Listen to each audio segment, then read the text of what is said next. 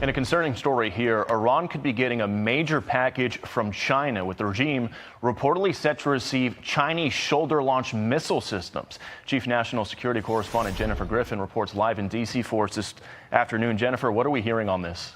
Well, Bill, President Trump says he'd be surprised if reporting that Iran is set to receive 400 Chinese-made shoulder-fired air defense missile launchers is true. The reported $60 to $70 million purchase, exclusively reported by Reuters, would mark the first direct evidence that Iran was receiving help to rebuild its short-range air defenses after the U.S. and Israel took out its air defenses as part of Epic Fury.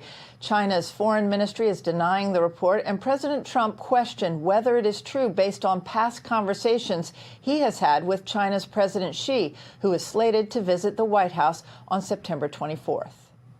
Well, that would be surprising. I mean, things like that happen, but that would be surprising. He told me very strongly he wouldn't partake, and he knows I'd be quite disappointed.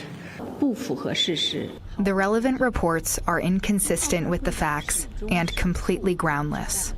China buys roughly 90% of Iran's exported crude oil. The majority of those exports go to small, privately owned refineries located along China's east coast. The U.S. Treasury calls them teapot refineries due to their size. They are more willing than the large state-owned oil companies to risk evading sanctions.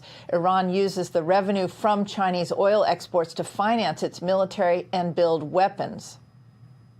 Iran is directly in China's sphere of influence. They get a lot of their oil from there at a discounted price that they can't get on the open market. It illustrates how important Iran is to China. Unlike China's giant state-owned refiners, these two teapot refineries operate on much thinner profit margins, have fewer international financial ties, and are more willing to take sanctions risks. China has an interest in keeping Iran's oil flowing. Right now, the U.S. military is blocking any ships trying to reach an Iranian port, including Chinese oil tankers. Bill? Jennifer Griffin live in Washington for us this afternoon. Jen, thank you. All right, let's bring in retired Air Force Brigadier General John Teichert. Thank you very much, General, for joining us here today. Going back to Steve's reporting there, 5 days of calm now appears to be long gone. Where are things going here? Sandra, I appreciate that we had to strike back because Iran tried to kill Americans in Jordan a couple of nights ago. But I don't think more strikes on the same types of targets are going to change the strategic calculus of the regime. All it's going to do is deplete weapon stockpiles and not achieve our strategic objectives. I think the president and his advisors need to take a step back and use fewer weapons against more significant targets like regime targets or economic targets to actually start moving the needle and helping us achieve our strategic objectives. All right. Well, the Wall Street Journal on the 2-week plan for Iran says this. The U.S. commander with a 2-week plan to escalate strikes in Iran. He could greenlight Cooper's, and that's a reference to Admiral Cooper, head of U.S. Central Command.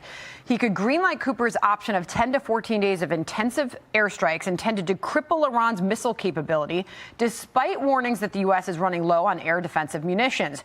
Or he could opt for a more limited military strike in the hopes diplomacy could be pursued.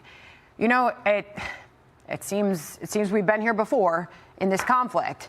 And when you have somebody suggesting an option that includes more diplomacy and hope for it, should we have hope that that could actually happen, or does this need to be a more specific and amped up military strike? Sandra, we've now seen several cycles of Iran indicating bad faith words and bad faith actions. I don't think that we can trust them to follow through on any deal because they didn't follow through on the previous deals. But I also think Admiral Cooper gets it wrong a little bit, which is that we don't need to strike more military targets because you're never going to drive the threat to zero. You need to strike at the heart of the regime, the things that keep them in power, their sources of strength, the things they value most. And I keep going back to Karg Island because you strangle the regime's resources if you strike at Karg Island. And I don't think more military targets are the answer. I don't think diplomacy is the answer. I think changing the strategic calculus by striking out at the things the regime values most is the thing we can do to best achieve our strategic objectives. Getting the temperature of the American people, U.S. adults asked between July 23rd and July 27th in recent days. on negotiating a permanent ceasefire with Iran. When asked if it's important for the U.S. to do so, 70% of respondents said it's extremely important. Just 21% said somewhat, or 7% said not at all. So that is where we are seeing things, according to the latest Associated Press. Here's Tom Cotton on President Trump striking Iran earlier today on Fox. Listen. The president was right to strike back against Iran. I think we need to continue to hit them hard. We need to keep the embargo in place, which is devastating their economy. We need to keep the Strait open to keep costs down for Arkansans and all Americans. But I'm always been very skeptical that we'll find anyone in Iran that wants a deal and has the power to make a deal.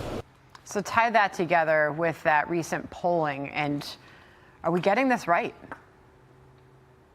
Sandra, I appreciate that Senator Cotton reinforced the importance of that blockade that cuts off about $6 billion a month that would otherwise flow into the pockets of the regime so they could reconstitute militarily. And I do appreciate that Americans would love a deal, but Iran is not inclined to give a deal, especially not in the types of targeting that they've understood in the last several months, which is why I think we've got to take a step back. And I hope the president and the prime minister of Israel did this in their discussion a couple of days ago and reassessed what are our objectives, how are we going to achieve those objectives. And I agree with Senator Cotton that I think it's going to be more and more strategic targeting than just hoping that the Iranian regime is going to make a deal. General, always appreciate your time and analysis, sir. Thank you very much for being here. Be sure to like and subscribe for all the Fox News latest on YouTube and catch full shows streaming now on Fox One.